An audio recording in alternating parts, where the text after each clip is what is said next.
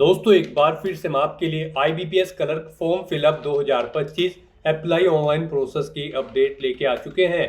किस तरह से आप clerk common recruitment process CRP customer service associate CSC 15 exam 2025 के लिए 10,277 वैकेंसीज के लिए अपने फॉर्म अप्लाई कर सकते हो। स्टेप बाय स्टेप कंप्लीट जानकारी आपको इस वीडियो में दी जाएगी। ऑनलाइन आवेदन करने का आपके पास अंतिम मौका है, केवल 2 ही दिन शेष रह गए हैं। आप जल्द से जल्द अपना फॉर्म अप्लाई कर ले। लास्ट डेट की अपडेट है। अंतिम समय में आपको किस तरह से अपना फॉर्म रिजेक्ट होने से बचाना होगा, किस तरह से आपको अपना फॉर्म अप्लाई करना होगा। फॉर्म अप्लाई करते समय अगर आपके सामने कोई भी टेक्निकल प्रॉब्लम आ रही है तो उसका हल आपको इस वीडियो में दिया जाएगा। ऑनलाइन आवेदन करते समय आपको कुछ महत्वपूर्ण बातों को ध्यान में रखते हुए अपना फॉर्म फाइनली सबमिट कर देना होगा।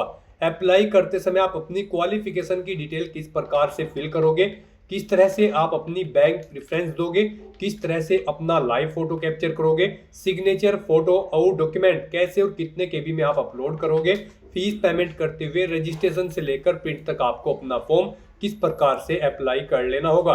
तो पूरी जानकारी के लिए आपको ये वीडियो शुरू से लेके एंड तक बिना स्किप किए हुए देखनी होगी। इस वीडियो को कंप्लीटली देखने पर ही आपके सभी सवाल और डाउट क्लियर होंगे। तो चलिए दोस्तों बिना कोई वक्त कमाए शुरू करते हैं आईबीपीएस क्लर्क 15 फॉर्म फिलअप की पूरी जानकारी। फॉर्म भरने से पहले आपको सबसे पहले हमारी वेबसाइट आईएनडी सरकारी नौकरी के इस पेज पर विजिट करना होगा, जिसका लिंक आपको नीचे description plus first comment box में मिल जाएगा। और हमारे इस पेज पर विजिट करके आप यहां से आईबीपीएस क्लर्क का फॉर्म अप्लाई कर सकते हो। Institute of banking personal selection banking कार्मिक चयन संस्थान आईबीपीएस के अंतर्गत ये भर्ती निकली हुई है। क्लर्क की भर्ती है। क्लर्क के लिए 10,277 वैकेंसीज निकली हुई है। यहाँ पर लास्ट डेट की अपडेट है, केवल 2 ही दिन शेष रह गए हैं। लास्ट डेट ऑनलाइन आवेदन करने की 21 अगस्त 2025 है। अंतिम समय का वेट न करें, आज ही से आप अपने फॉर्म अप्लाई कर ले। आखिरी समय में कोई भी टेक्निकल प्रॉब्लम हो सकती है, तो आप अभी से अपना फॉर्म अप्लाई कर ले। सैलरी 24,050 से 64,480 है। बैचलर डिग्री यानी कि ग्रेजुएशन डिग्री से आप अप्लाई कर सकते हो। 20 से 28 वर्ष आयु सीमा है। Fees general OBC EWS category के लिए 850 है। एससी एसटी पीडब्ल्यूबीडी ईएसएम और डीएसएम कैंडिडेट्स के लिए 175 रुपये फीस है, जो कि आप ऑनलाइन मोड से पेमेंट कर सकते हो। सिलेक्शन होगा आपका प्री एग्जामिनेशन और मेन एग्जामिनेशन के आधार पे। ऑनलाइन आप ऑल ओवर इंडिया से, भारत के सभी राज्यों से आप अप्लाई कर सकते हो। IBPS.in ये इसकी ऑफिशियल वेबसाइट है, जिससे आप फॉर्म फिल कर सकते हो। इंपोर्टेंट लिंक सेक्शन के अंतर्गत ऑफिशियल नोटिफिकेशन पीडीएफ लिंक पर क्लिक करते हुए आप इसकी ऑफिशियल नोटिफिकेशन की पीडीएफ डाउनलोड कर सकते हो। CRPCS से 15 की नोटिफिकेशन की पीडीएफ है। इसमें आपको सबसे पहले इंपोर्टेंट डेट्स की यहाँ पर ये टेबल दे दी गई है। उसके बाद में यहाँ पर जैसे ही आप इस पीडीएफ को स्क्रॉल डाउन करोगे तो आपको इसमें पार्टिसिपेटिंग बैंक की लिस्ट दी गई है। उसके बाद में सैलरी की जानकारी आपको यहाँ पर मिल जाएगी। उसके बाद में नेशनलिटी सिटीजनशिप आप यहाँ से चेकआउट कर ले। एज लिमिट एज रिलैक्सेशन आप यहाँ से चेकआउट कर ले। उसके बाद में क्वालिफिकेशन की डिटेल आप यहाँ से चेकआउट कर ले।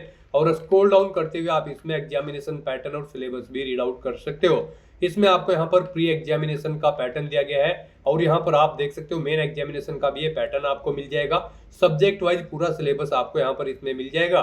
तो स्क्रॉल डाउन करते हुए पूरा एग्जाम पैटर्न सिलेबस भी आप यहाँ से चेकआउट कर सकते हो।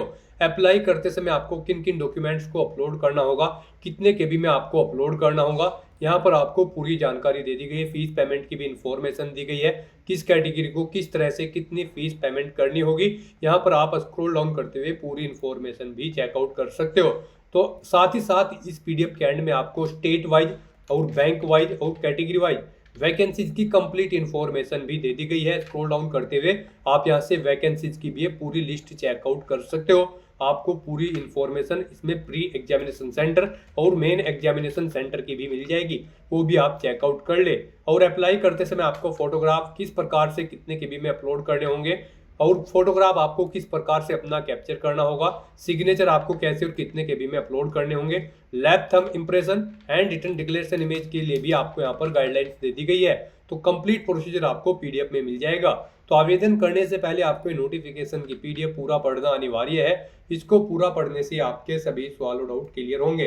पीडीएफ रीड आउट करने के बाद में आपको अप्लाई ऑनलाइन लिंक पर क्लिक करना होगा। तो आपके सामने ऑनलाइन आवेदन करने का ये ऑफिशियल पोर्टल ओपन हो जाएगा। गाइज यहाँ पर अगर आपने पहले से रजिस्ट्रेशन कर रखा है तो आपको login for already registered candidate की स्टेप पर क्लिक करना है। उसके बाद आपके सामने लॉगिन का इंटरफेस शो होगा। यहाँ पर आकर आपको अपना रजिस्ट्रेशन नंबर एंटर करना है, अपना पासवर्ड आपको एंटर करना है, ये कैप्चा कोड यहाँ पर एंटर करना है और सबमिट के ऑप्शन पर क्लिक करते हुए आपको अपने डैशबोर्ड में लॉगिन कर लेना है और फिर वहाँ से आपको अपना फॉर्म अप्लाई करना है। और अगर आप इस भर्ती के लिए फर्स्ट टाइम अप्लाई करने जा रहे हो तो सबसे पहले यहाँ पर आपको अपना रजिस्ट्रेशन करना होगा। उसके लिए आपको click here for new registration की टैब दी गई है, आप इस पर क्लिक करें। उसके बाद आपके सामने रजिस्ट्रेशन का फॉर्म ओपन हो जाएगा। यहाँ पर गाइज आपको अपनी बेसिक डिटेल्स प्रोवाइड करनी है सबसे पहले। उसके बाद आपको अपना फोटो और सिग्नेचर अपलोड करना है, अपनी कुछ और डिटेल्स आपको देनी है, फॉर्म का प्रीव्यू चेकआउट करना है, अपने डॉक्यूमेंट्स को अपलोड करना है और फीस पेमेंट करते हुए आपको अपना फॉर्म अप्लाई कर लेना है। यहाँ पर इन स्टेप्स को आपको कंप्लीट करते हुए अपना फॉर्म अप्लाई करना होगा। तो सबसे पहले यहाँ पर आपको रजिस्ट्रेशन में अपनी बेसिक इन्फॉर्मेशन प्रोवाइड करनी है। उसके लिए यहाँ पर सबसे पहले आपको अपना फर्स्ट नेम एंटर करना है, फिर आपको वही नेम एक बार फिर से एंटर करके उसे कंफर्म कर लेना है। अपना मिडिल नेम और लास्ट नेम आपको एंटर करना है। अगर आपका मिडिल नेम लास्ट नेम है नहीं है तो आप इन कॉलम्स को खाली छोड़ दें। उसके बाद गाइस यहाँ पर आपको अपना मोबाइल नंबर एंटर करना है, फिर उसे एक बार फिर से एंटर करके कंफर्म कर लेना है। कोई अल्टरनेट मोबाइल नंबर है तो वो आप एंटर कर दें या फिर लैंडलाइन नंबर नहीं है तो इस कॉलम को आप खाली छोड़ दें। फिर यहाँ पर आप अपनी ईमेल आईडी के शुरू के कैरेक्टर एंटर करें। उसके बाद यहाँ पर आप सेकंड कॉलम में से डोमेन नेम सेलेक्ट कर लें जिस पर आपकी ईमेल आईडी है, जीमेल, हॉटमेल या फिर याहू, आप अपने अकॉर्डिंग यहाँ से डोमेन सेलेक्ट करें। उसके बाद गाइस यहाँ पर आपको अपनी email ID, complete email ID type करनी है कंफर्मेशन के लिए। उसके बाद ये कैप्चा कोड आपको यहाँ पर एंटर करना है और फिर सेव एंड नेक्स्ट के इस ऑप्शन पर क्लिक कर देना है। नेक्स्ट आपके सामने कुछ इस तरह से इंटरफेस होगा। यहाँ पर आपको एक रजिस्ट्रेशन नंबर और पासवर्ड प्रोवाइड कर दिया गया है। ये रजिस्ट्रेशन नंबर और पासवर्ड आपके रजिस्टर्ड मोबाइल नंबर और ईमेल आईडी पर भी सबमिट कर दी गई हैं। आपको इन्हें केयरफुली नोट डाउन करके रख लेना है फ्यूचर यूज के लिए। और यहाँ पर गाइड अब आपको अपना फोटो अपलोड करना है। उसके बाद आपको अपना लाइव फोटो कैप्चर करना है या फिर इस क्यूआर कोड को स्कैन करते हुए आपको अपना फोटो कैप्चर करना है और उसके बाद यहाँ पर आपको अपने सिग्नेचर अपलोड करने हैं। तो यहाँ पर आपको अपना फोटो और सिग्नेचर अपलोड करने के लिए और लाइव फोटो कैप्चर करने के लिए गाइडलाइंस दी गई है। यहाँ पर आपको guideline for scanning the photograph and signature के इस लिंक पर क्लिक करना है। उसके बाद आपके सामने ये पीडीएफ ओपन हो जाएगी। यहाँ पर आपको आपके इन डॉक्यूमेंट्स को अपलोड करने के लिए गाइडलाइन दी गई है, इनके अकॉर्डिंग आपको अपने डॉक्यूमेंट अपलोड करने हैं। यहाँ पर आपका जो फोटो होगा उसका साइज 4.5 सेंटीमीटर इंटू 3.5 सेंटीमीटर होना चाहिए जो फोटो आप अपलोड करोगे। और यहाँ पर उसका साइज 20 KB से 50 KB के बीच में होना चाहिए, यानी कि डायमेंशन उसकी 200 इंटू 230 पिक्सल यहाँ पर प्रीफर्ड की जाएगी। आपका फोटो जेपीजी या फिर जेपीईजी फॉर्मेट में होना चाहिए। और यहाँ पर जब आप अपना लाइव फोटो कैप्चर करेंगे आपको सीधा कैमरे की तरफ देखना है और आपके जहाँ पर आप अपना फोटो कैप्चर करेंगे वहां पर सिंपल बैकग्राउंड होना चाहिए, प्रॉपर वे में लाइट होनी चाहिए जिस स्थान पर आप अपना फोटो कैप्चर कर रहे हैं। और फोटो कैप्चर करते समय यहाँ पर आपको अपने मुंह पर कोई मास्क या फिर चश्मा नहीं लगाना है, कानों में ईयरफोन्स वगैरह भी आपको यूज नहीं करने हैं फोटो कैप्चर करते समय। और सिग्नेचर यहाँ पर आपके 140 इंटू 60 पिक्सल यहाँ पर उनकी डायमेंशन होनी चाहिए। ब्लैंक इंक पेन से आपके सिग्नेचर होनी चाहिए। 10 KB से 20 KB के बीच में आपके सिग्नेचर होने चाहिए। यहाँ पर जेपीजी या फिर जेपीईजी फॉर्मेट में आपके सिग्नेचर होने चाहिए। कैपिटल लेटर्स में आपके सिग्नेचर यहाँ पर एक्सेप्टेबल नहीं होंगे। तो यहाँ पर ये गाइडलाइन चेकआउट करते हुए आपको अपने डॉक्यूमेंट्स अपलोड करने हैं, फोटो और सिग्नेचर। तो यहाँ पर आपको अपना फोटो अपलोड करने के लिए ब्राउज के इस ऑप्शन पर क्लिक करना है, फाइल को सिलेक्ट कर लेना है और अपना फोटो यहाँ पर आपको अपलोड कर देना है। उसके बाद यहाँ पर आपको अपना लाइव फोटो कैप्चर करना है। आप कैप्चर फोटो के ऑप्शन पर क्लिक करें और अपने वेब कैमरा के थ्रू यहाँ से अपना लाइव फोटो कैप्चर कर लें। और यहाँ पर अगर आप अपना वेब कैमरा के थ्रू फोटो कैप्चर करना नहीं चाहते हैं तो इसके लिए भी आपको सेकंड ऑप्शन दिया गया है। यहाँ पर आप क्लिक हियर टू स्कैन के इस ऑप्शन पर क्लिक करें, इस क्यूआर कोड को अपने मोबाइल फोन से स्कैन करें और अपना लाइव फोटो यहाँ पर आप कैप्चर कर दें। आपके मोबाइल में जो भी स्कैनर होगा बार कोड को या फिर क्यूआर कोड को रीड करने के लिए उससे आप इसे स्कैन करें और अपना लाइव फोटो यहाँ पर कैप्चर कर दें। उसके बाद आप इस चेकबॉक्स को ओके करें। फिर यहाँ पर आपको अपने सिग्नेचर अपलोड करने हैं, उसके लिए भी आपको ब्राउज के इस ऑप्शन पर क्लिक करना है, फाइल को सिलेक्ट कर लेना है और अपने सिग्नेचर को यहाँ पर आपको अपलोड कर देना है।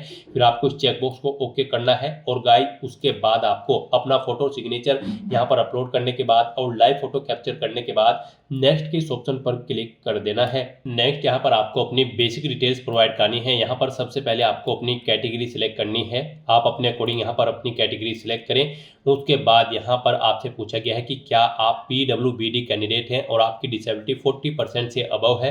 अगर है तो आप येस सेलेक्ट करें, फिर अपनी डिसेबिलिटी का टाइप सेलेक्ट करें। उसके बाद यहाँ पर आप अपनी सब डिसेबिलिटी सेलेक्ट कर सकते हैं। और अगर आप PWBD कैंडिडेट नहीं हैं और आपकी डिसेबिलिटी 40% से अबव नहीं है तो यहाँ पर आप सिंपली नो ऑप्शन सेलेक्ट करेंगे। आगे की डिटेल्स आपको फिर नहीं देनी होंगी। उसके बाद यहाँ पर आपसे पूछा गया है, आपको इस पेज को नीचे स्क्रॉल डाउन करना है और फिर यहाँ पर आपसे पूछा गया है कि क्या आप person with specified disability covered करते हैं under the definition of section 2। अगर करते हैं तो आप यस करेंगे, नहीं तो यहाँ पर आप नो ऑप्शन सेलेक्ट करेंगे। यस ऑप्शन अगर आप सेलेक्ट करते हैं तो फिर यहाँ पर आपसे पूछा गया है कि क्या आपको एग्जाम के दौरान कंपेंसेटरी टाइम की जरूरत पड़ेगी, एक्स्ट्रा टाइम की जरूरत पड़ेगी। यहाँ पर अगर पड़ेगी तो यस करें, नहीं तो नो ऑप्शन सेलेक्ट करें। तो इस तरह से यहाँ पर आपको अपनी डिटेल देनी होगी। नहीं आप इस डिसेबिलिटी को कवर करते हैं इस सेक्शन के अंतर्गत तो यहाँ पर आपको नो ऑप्शन सेलेक्ट करना होगा, फिर आपको ये डिटेल्स प्रोवाइड नहीं करानी होगी।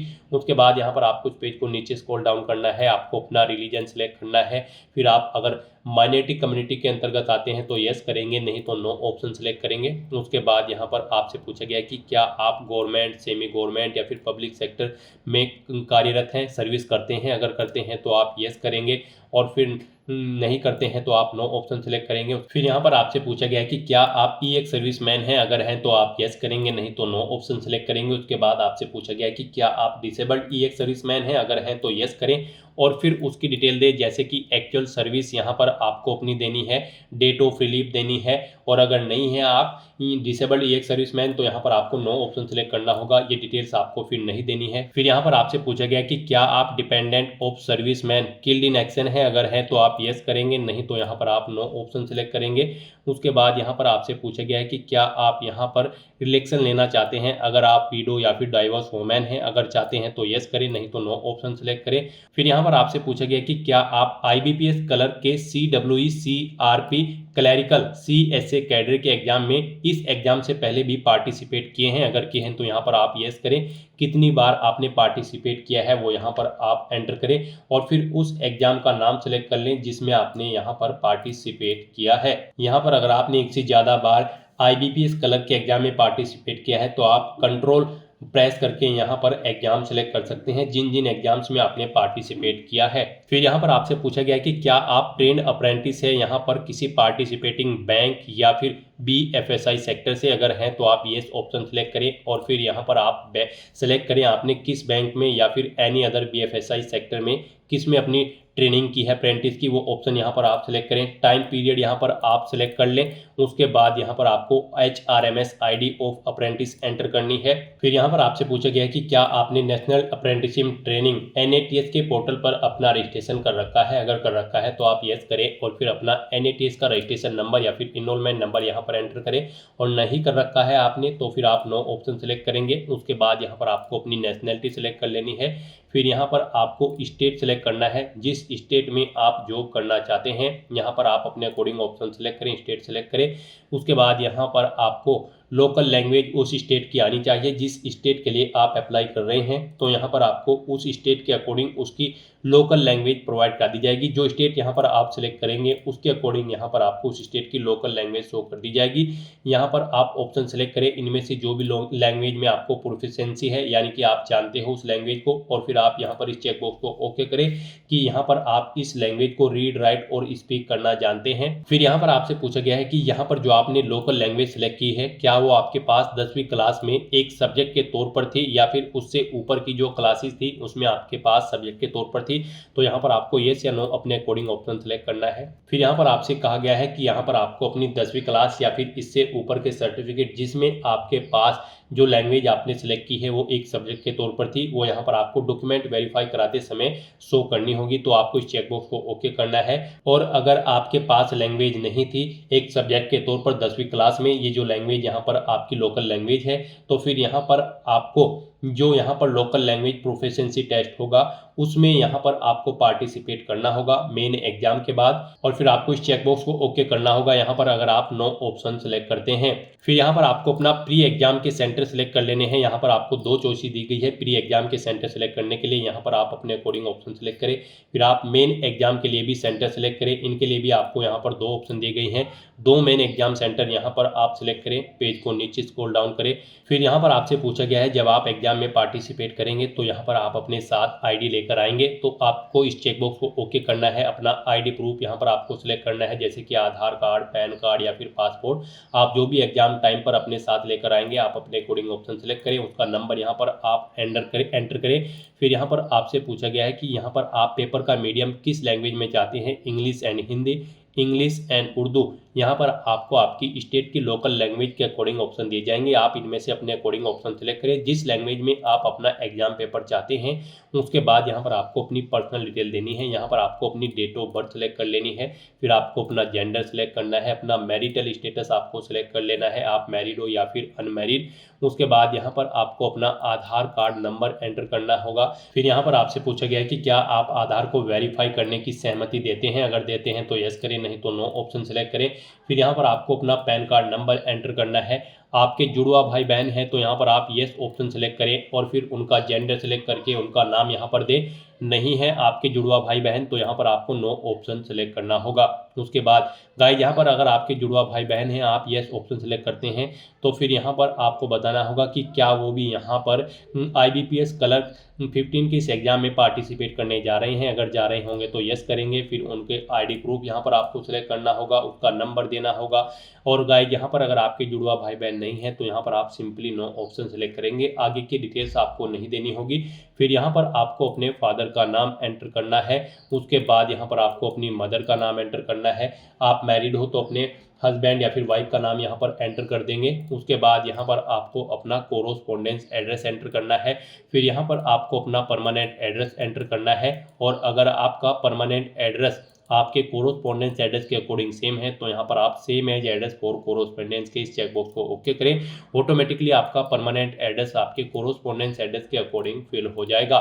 उसके बाद यहाँ पर आपको GST इनवॉइसिंग एड्रेस सेलेक्ट करना है, यानी कि जिस एड्रेस पर आप कम्युनिकेट करना चाहते हैं इस भर्ती प्रोसेस के दौरान वो एड्रेस यहाँ पर आप सेलेक्ट करें। उसके बाद यहाँ पर आपको आपकी कैटेगरी के अकॉर्डिंग एप्लीकेशन फीस का अमाउंट शो कर दिया जाएगा। इस तरह से अपनी सभी डिटेल्स प्रोवाइड करने के बाद फिर आपको वैलिडेट योर डिटेल के इस ऑप्शन पर क्लिक करना है। अपनी सभी डिटेल्स को वैलिडेट कर लेना है और फिर आपको सेव एंड नेक्स्ट के इस ऑप्शन पर क्लिक कर देना है। नेक्स्ट यहाँ पर आपको अपनी एजुकेशनल क्वालिफिकेशन की डिटेल देनी है इस भर्ती में पार्टिसिपेट करने के लिए। जी हाँ दोस्तों, IBPS क्लर्क 15 एग्जाम में पार्टिसिपेट करने के लिए आपके पास ग्रेजुएट डिग्री होनी जरूरी है किसी भी रिलीवेंट डिसिप्लिन के अंतर्गत किसी वेल रिकॉग्नाइज्ड यूनिवर्सिटी से। तो यहाँ पर आपको अपनी क्वालिफिकेशन की डिटेल प्रोवाइड करनी है। सबसे पहले यहाँ पर आपको अपनी 10वीं क्लास की डिटेल देनी होगी। यहाँ पर आपको बोर्ड का नाम देना है जिससे आपने अपनी 10वीं क्लास पास आउट की है। फिर पासिंग डेट आपको सिलेक्ट कर लेनी है, कितने % मार्क्स आपने ऑब्टेन किए हैं वो यहाँ पर आपको एंटर करना है। आपको बताना है आपकी फर्स्ट क्लास है या फिर सेकंड या फिर पास आउट हो, आप अपने अकॉर्डिंग ऑप्शन सेलेक्ट करें। उसके बाद यहाँ पर आपको अपनी ग्रेजुएशन की डिटेल देनी है। यहाँ पर आपको यूनिवर्सिटी का नाम देना है जिससे आपने अपनी ग्रेजुएशन पास आउट की है। फिर आपने ग्रेजुएशन किस में पास आउट की है यहाँ पर आप ऑप्शन सेलेक्ट करें, BSc, BA, BTech, B Pharma, B Arts, law, CA, CS। आप अपने अकॉर्डिंग यहाँ पर ऑप्शन सेलेक्ट करें। उसके बाद यहाँ पर आपको अपना स्पेशलाइजेशन या फिर सब्जेक्ट सेलेक्ट कर लेना है ग्रेजुएशन का जिसमें आपने अपनी ग्रेजुएशन यहाँ पर पास आउट की है। फिर यहाँ पर आपको पासिंग डेट सेलेक्ट कर लेनी है। उसके बाद आपको मार्क्स की परसेंटेज देनी है, कितने % मार्क्स आपने ग्रेजुएशन में ऑब्टेन किए हैं। फिर आपको बताना है आपकी यहाँ पर फर्स्ट क्लास है, सेकंड है या फिर पास आउट है, आप अपने अकॉर्डिंग ऑप्शन सेलेक्ट करें। उसके बाद अगर आपने पोस्ट ग्रेजुएशन कर रखी है या फिर कोई प्रोफेशनल क्वालिफिकेशन या फिर कोई अन्य क्वालिफिकेशन आपने यहाँ पर कर रखी है तो उसकी डिटेल भी आप सेम ऐसे ही प्रोवाइड करा सकते हो। इस तरह से यहाँ पर आपको अपनी क्वालिफिकेशन की डिटेल देनी है। फिर यहाँ पर आपसे पूछा गया है कि क्या आपको कंप्यूटर की नॉलेज है, अगर है तो आप यस करें और फिर यहाँ पर आप बताएं आपके पास सर्टिफिकेट है, डिप्लोमा है, डिग्री है, आप अपने अकॉर्डिंग यहाँ पर ऑप्शन सेलेक्ट करें। और फिर यहाँ पर अगर आप डिप्लोमा सेलेक्ट करते हैं तो आप बताएं कंप्यूटर ऑपरेशन है या फिर लैंग्वेज, आप अपने अकॉर्डिंग दें। डिग्री सेलेक्ट करते हैं तो फिर यहाँ पर उसमें भी आपको ऑप्शन सेलेक्ट करना होगा। उसके बाद गाइस यहाँ पर आपसे पूछा गया है कि क्या आपको कोई वर्क एक्सपीरियंस है, अगर है तो यहाँ पर आपको अपनी डिटेल देनी है एक्सपीरियंस की। यहाँ पर अगर आपको एक्सपीरियंस है तो आपसे पूछा गया है कि क्या आप प्रेजेंट में भी वर्किंग है, अगर है तो यस करें, नहीं तो नो ऑप्शन सेलेक्ट करें। फिर यहाँ पर आपको अपना नाम एंटर करना है और फिर उसके बाद आपको अपनी डेजिग्नेशन देनी है, किस पोस्ट पर आप कार्यरत थे। उसके बाद आपको डेट सेलेक्ट करनी है, अगर यहाँ पर आपने कब से कब तक जॉब की है। उसके बाद यहाँ पर आपको ड्यूटी ऑफ नेचर देना है, जॉब छोड़ चुके हैं तो इसे छोड़ने का कारण यहाँ पर आपको देना है। और उसके बाद गाइड यहाँ पर आपको इन डेट्स के अकॉर्डिंग, जो डेट्स यहाँ पर आप सेलेक्ट करेंगे उनके अकॉर्डिंग यहाँ पर आपका एक्सपीरियंस कैलकुलेट करके आपको शो कर दिया जाएगा। और यहाँ पर अगर आपको एक्सपीरियंस नहीं है तो आप इस सेक्शन को खाली छोड़ दें। यहाँ पर उसके बाद आपसे पूछा गया है कि क्या आप प्री एग्जाम ट्रेनिंग ले रहे हैं, अगर ले रहे हैं तो यस करें, नहीं तो नो ऑप्शन सेलेक्ट करें। उसके बाद आपसे पूछा गया है कि क्या आपके खिलाफ कोई यहाँ पर कोर्ट में केस पेंडिंग है, अगर है तो आप यस करेंगे, उसकी डिटेल देंगे, नहीं है तो नो ऑप्शन सेलेक्ट करेंगे। फिर यहाँ पर आपको अपनी लैंग्वेज की डिटेल प्रोवाइड करनी है। यहाँ पर आपको आपके स्टेट के अकॉर्डिंग एक लैंग्वेज प्रोवाइड कर दी जाएगी ऑटोमेटिकली, इसमें आप कुछ भी चेंज आउट नहीं कर पाओगे।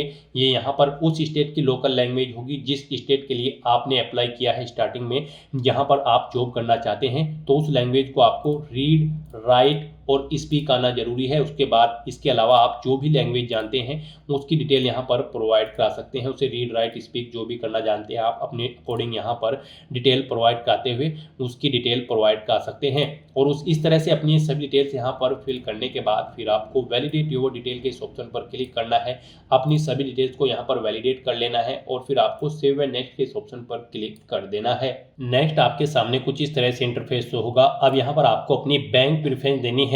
यहाँ पर IBPS क्लर्क 15 एग्जाम को पास आउट करने के बाद आपको इन बैंक्स में रिक्रूट किया जाएगा। इनमें आपको ऑप्शन दिए गए हैं।